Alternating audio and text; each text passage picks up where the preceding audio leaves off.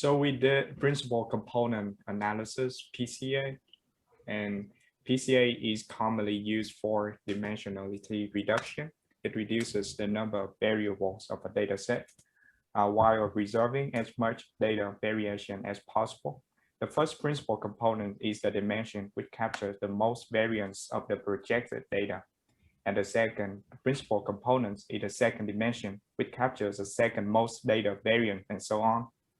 So why do we want to reduce the dimensionality? Because if we have a lot of dimension, it's gonna cost, it's very costly, expensive. So we want to reduce the time complexity, less computation with fewer dimensions. And also save the cost of observing the feature, and simpler models are more robust on small data sets. And data visualization, if we plot it in 2 or 3 dimensions, we know that we cannot visualize if it is a 4 dimension and more than that. And we have an example with the iris data set. So first we're going to load the iris data set, and this is just simply to make sure that we remember that there are 150 examples and 4 features in the data set, and these features are sepal length, sepal width, petal length, and petal width. And the classes are Setosa, versicolor, and Virginica. So here's how we are. We also graph the data using the just randomly pick 2 features, sepal length and sepal width.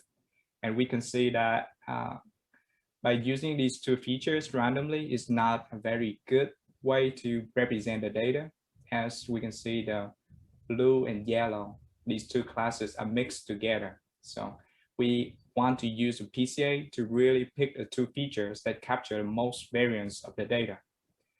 And PCA just will do that for us. So first we're going to import PCA from scikit-learn, and we're going to pick 2 features. And then after we got the 2 principal components from PCA, we're going to apply fit and transform the iris data set on the original data set. And we're going to graph the data set using these 2 new features that we got from PCA. And we can see that it's much prettier. The data is separated in its own classes. And if we dive deep into what the PCA components is, we printed out are the PCA components.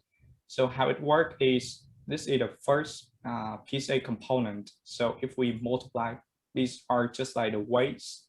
So if we multiply it with the original 4 dimension, we will got a new number, and that number is the first component of the data. So we can see that these 2 components is like originally the data must have like 4 features to represent it. Now it's only need 2.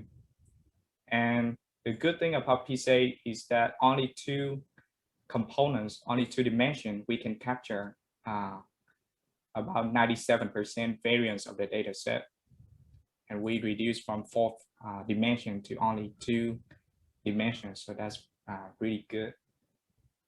And for this program, we use Dr. Curson PCA iris program and the dimensionality reduction slide number 3 and number 8. And that's all I have.